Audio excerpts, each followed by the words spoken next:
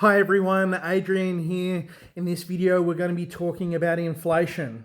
All right, inflation, if you look at the M1 and M2 money graphs, sits somewhere around 6, 7, 8, 9% a year, while they tell you that the CPI lie is 2, 3, or 4%.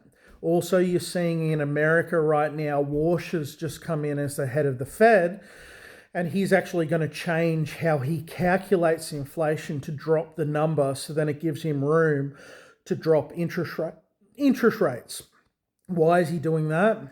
Because $9 to $9.5 trillion worth of government debt needs to be refinanced next year, and if the rates aren't super low, then it creates a huge problem for them, and they're already starting to do a form of yield curve control.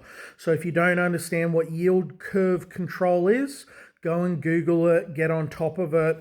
It's where they lie, they print money to pay for their own bonds, to keep interest rates artificially low. And it's almost like they keep on printing excesses amounts of money, and it inflates away the debt that they've got. So it's like a hidden tax on the middle class. They lie to you that the CPI is really 1, 2, or 3%, when in reality it's probably 6, 7, 8, 9%. And then if we go through another event like 2020, where you have a COVID style event, and then they drop rates through the floor and then they print their way out of it because they've created a lot of fear, then you could see inflation not at 7, 8, 9%. You could see inflation on the M1, M2 money graph. It might go up to, say, 11, 12, 13%, right? So, but the thing is, the debt levels are way too high. If interest rates go past a certain point, then countries will start defaulting.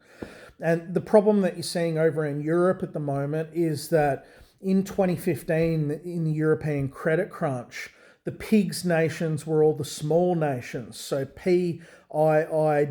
So Portugal, Ireland,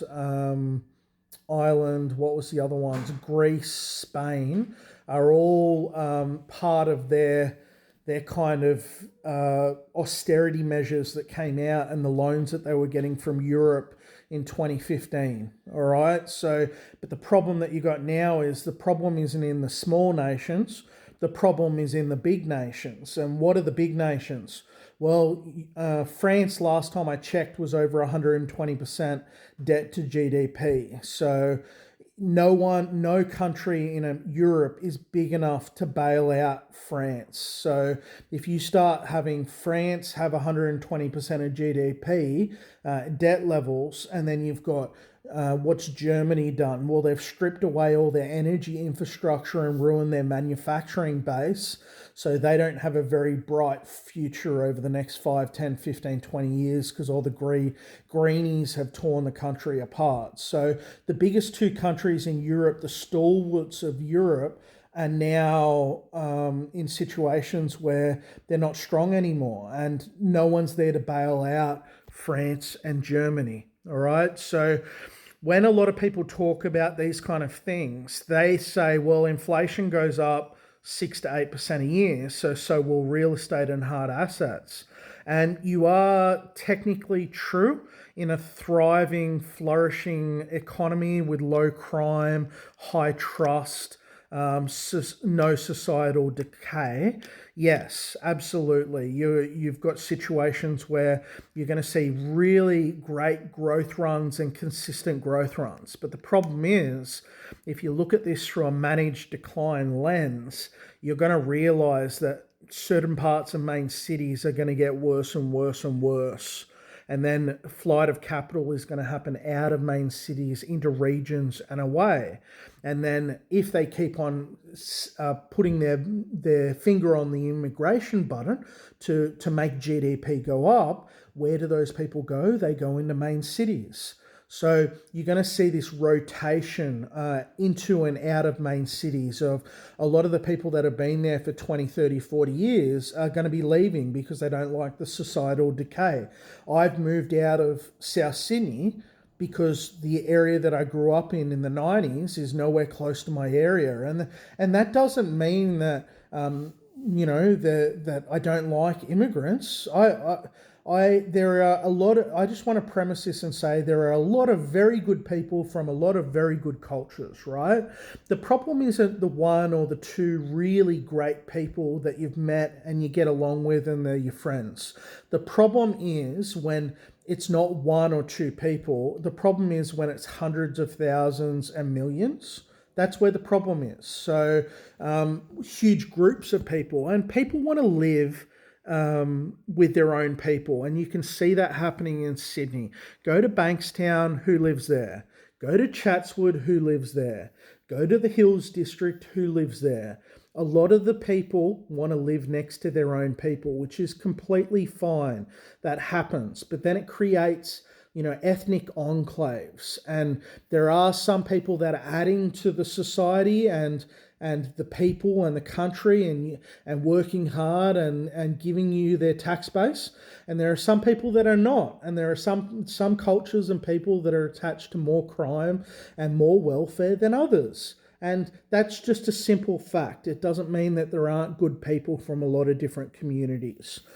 All right, so now that we kind of understand these things, you can't be these young kids that are looking at a point on a graph from 20 years ago and then saying it's going to repeat. Because if you're not looking at this through a managed decline lens, then you're not going to see what's happening. And look, in UK and Europe, you might have civil unrest or civil conflict in the next 5, 10, 15 years.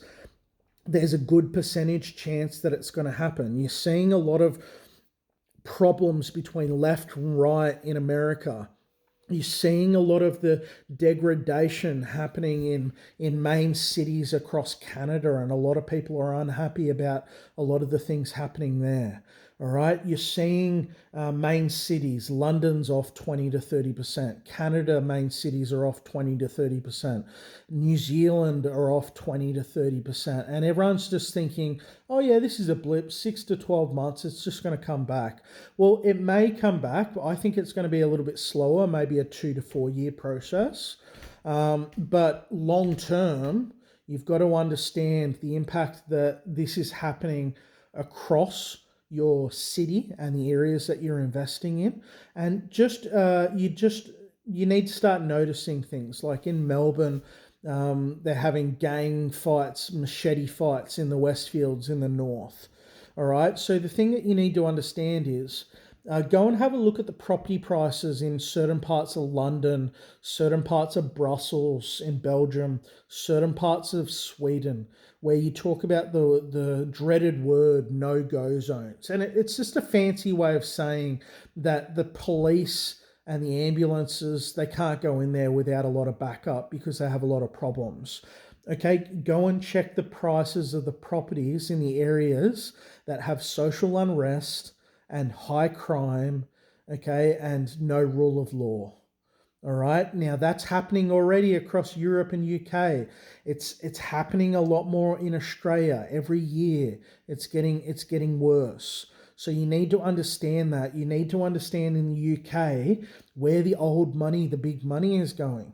Well, I'm here to tell you it's selling out of main cities and going into the regions because they're parking their wealth because they think that some form of civil unrest is going to occur and they don't want their properties and their wealth in the way of what's coming. Now, I hope that Australia stays out of it. I hope Australia doesn't get into it and we just send our armed forces over to help. And I hope that it doesn't come to Australia's shores. But look, it doesn't matter if you vote left, right, Liberal, Labor, One Nation, they're all bought and paid for, and we're all going down one pathway. And it doesn't matter who you vote for, who you argue with, we're going down this pathway. So something clearly is happening.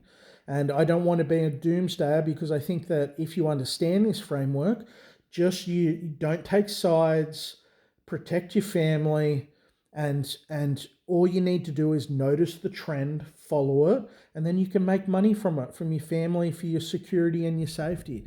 That's the main thing. What do you think?